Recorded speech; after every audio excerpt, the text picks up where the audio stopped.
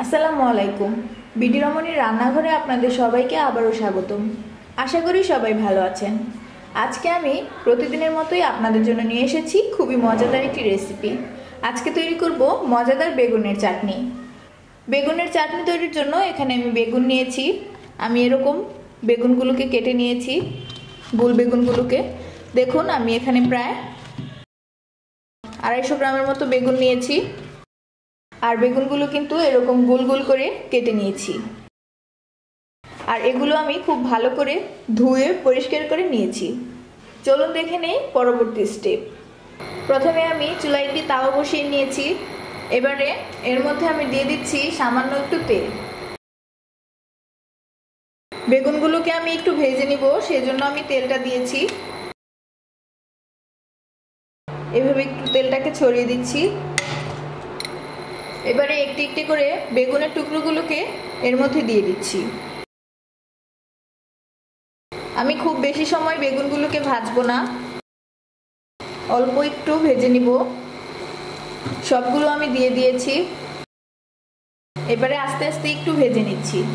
দেখুন, যখন উপর দিক থেকে কালারটা এরকম চেঞ্জ হয়ে আসবে, তখন আমি বেগুনগুলোকে উল্টে দিব।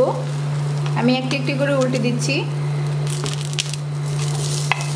খুব বেশি ভাজবো না, আমি বেগুনগুলোকে জাস্ট দুই পাশে এরকম একটু হালকা করে ভেজে নিব। আর এর মধ্যে কিন্তু আমি এখনো কিছুই অ্যাড করিনি।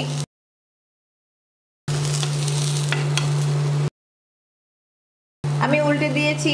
এবারে অপর পাশটাও এভাবে একটু ভেজে নিতে হবে। বেগুনগুলো ভাজা হয়ে গিয়েছে। দেখুন, এরকম হয়ে গেলেই আমি বেগুনগুলো তুলে নিব। এখন চুলাটা অফ করে দিচ্ছি আর বেগুনগুলো নামিয়ে নিচ্ছি। সবগুলো বেগুন আমি সেম পদ্ধতিতে ভেজে নিয়েছি। এবারে বেগুনগুলোকে চাটনি তৈরি করার জন্য চুলায় একটি প্যান বসিয়ে নিয়েছি। চুলাটা অন করে দিচ্ছি। এর মধ্যে দিয়ে দিচ্ছি 1 টেবিল চামচ পরিমাণ সয়াবিন তেল। আমি একটা তেজপাতা নিয়েছি। তেজপাতাটাকে এইভাবে মাঝখান থেকে ছিঁড়ে নিয়েছি। তেজপাতাটা দিয়ে দিচ্ছি। দিয়ে দিচ্ছি 2টি এলাচ। এলাচ দুটিকে আমি একটু ফাটিয়ে নিয়েছি। এবারে তেজপাতা আর এলাচটাকে একটু ভেজে নিতে হবে। এলাচ আর তেজপাতাটা ভাজা হয়ে গিয়েছে। এগুলো থেকে একটা মিষ্টি ঘ্রাণ বের হচ্ছে। যখন এরকম একটি ঘ্রাণ বের হবে, তখন বুঝতে হবে যে তেজপাতা আর এলাচটা ভাজা হয়ে গেছে। এখন আমি এর মধ্যে দিয়ে দিচ্ছি আদা রসুন পেস্ট। আমি এখানে 1 চা চামচ পরিমাণ আদা রসুন পেস্ট করে নিয়েছি, দিয়ে দিচ্ছি। আদা রসুন পেস্টটা দিয়ে এভাবে একটু নেড়ে ভেজে নিতে হবে। এবারে এর মধ্যে আমি দিয়ে দিচ্ছি সামান্য একটু পানি।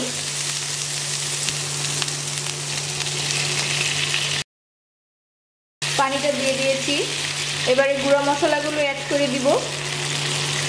প্রথমেই দিয়ে দিচ্ছি 1 চা চামচ মরিচের গুঁড়া আর 1/2 চা চামচ পরিমাণ হলুদের গুঁড়া।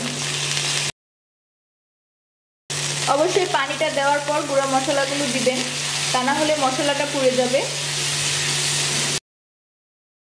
এবারে দিয়ে দিচ্ছি 1/2 চা চামচ পরিমাণ জিরা গুঁড়া।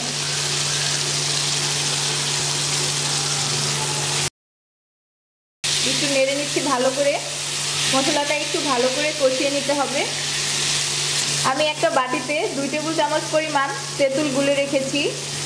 তেঁতুলের টকটা আমি ব্যবহার করব আচারটা টক হওয়ার জন্য। এবারে গুলে রাখা তেঁতুলের পানিটা দিয়ে দিচ্ছি। আমি এখানে শুধু তেঁতুলের গুলে রাখার পর যে পানিটা, সেই পানিটা দিচ্ছি। আর তেঁতুলের বাকি অংশগুলো আমি ফেলে দিয়েছি।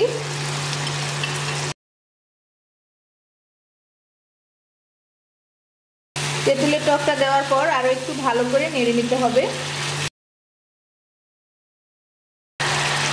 এবারে এর মধ্যে আমি দিয়ে দিচ্ছি 1/4 কাপ পরিমাণ চিনি। মিষ্টিটা আপনারা আপনাদের স্বাদ অনুযায়ী দিতে পারেন। আমি 1/4 কাপ দিয়েছি। এবারে দিয়ে দিচ্ছি স্বাদ মতো লবণ। আমি কিন্তু বেগুনগুলো ভাজার সময় লবণ ব্যবহার করিনি, তাই বেগুনের অনুপাতে লবণটা দিতে হবে। তাছাড়া এর মধ্যে তেঁতুল রয়েছে, তাই লবণটা একটু বুঝে দিবেন। লবণটা দিয়ে দিয়েছি। দেখুন এরকম মাখা মাখা যখন হয়ে যাবে তখন এর মধ্যে আমি ভেজে রাখা বেগুনগুলো দিয়ে দিব। এখন দিয়ে দিচ্ছি আমি যে বেগুনগুলো ভেজে রেখেছিলাম সেই বেগুনগুলো। বেগুনগুলো দিয়ে দিয়েছি। এবারে এর মধ্যে দিয়ে দিব 1/4 কাপ পরিমাণ পানি। পানিটাও দিয়ে দিয়েছি। এবারে ঢাকনা দিয়ে ঢেকে রান্না করে নিব পানিটা শুকিয়ে আসা পর্যন্ত। এবারে একটি ঢাকনা দিয়ে ঢেকে দিচ্ছি আর আমি একটু পর পর ঢাকনাটা খুলে নেড়ে দিব আর পানিটা শুকিয়ে আসা পর্যন্ত আমি রান্না করে নিব। একবার আমি ঢাকনাটি খুলে দেখে নিচ্ছি।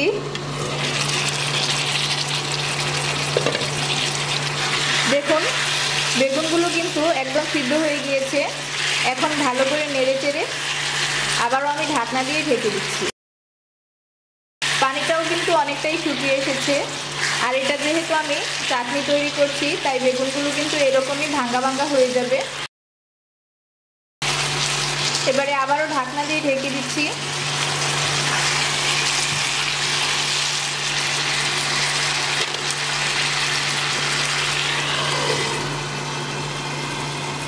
দেখুন পানিটা কিন্তু একদম শুকিয়ে গিয়েছে আর আচারটা কিন্তু এখন একদম রেডি হয়ে গিয়েছে।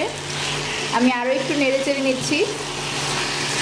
দেখতেই পাচ্ছেন কালারটা অনেক সুন্দর হয়েছে আর বেগুনগুলো কিন্তু এখন একদম ভাঙ্গা ভাঙ্গা হয়ে গিয়েছে। চাটনিটা কিন্তু এরকমই থাকে। এখন আমি চুলাটা অফ করে নামিয়ে নিচ্ছি। চাটনিটা রান্না করা হয়ে গিয়েছে। এখন একটি সার্ভিং ডিশে আমি পরিবেশন করে দেখাচ্ছি। দেখুন তৈরি করে নিয়েছি মজাদার বেগুনের চাটনি। চাটনিটা আমি চুলা থেকে নামিয়ে একটি ডিশে সার্ভ করেছি। দেখতেই পাচ্ছেন কতটা সুন্দর লাগছে। আমি একটু জুম করে দেখাচ্ছি। দেখুন চাটনিটি দেখতে যেমন সুন্দর খেতেও কিন্তু অনেক মজা। তৈরি করে না খেলে বুঝতেই পারবেন না এই চাটনির স্বাদ আসলে কীরকম। অসাধারণ টেস্টি এই চাটনিটি এখন যে কোনো সময় বাড়িতে তৈরি করে খেতে পারেন পোলাও, খিচুড়ি এবং গরম ভাতের সাথে। খেতে কিন্তু খুবই মজা লাগবে। অতিথি আপ্যায়নে এই রেসিপিটি মেনুতে রাখতে পারেন। সবাই কিন্তু আপনার চাটনির খুবই প্রশংসা করবে। আমার রেসিপি ফলো করে যদি চাটনি তৈরি করেন তাহলে কিন্তু ঠিক এরকমই পারফেক্ট হবে।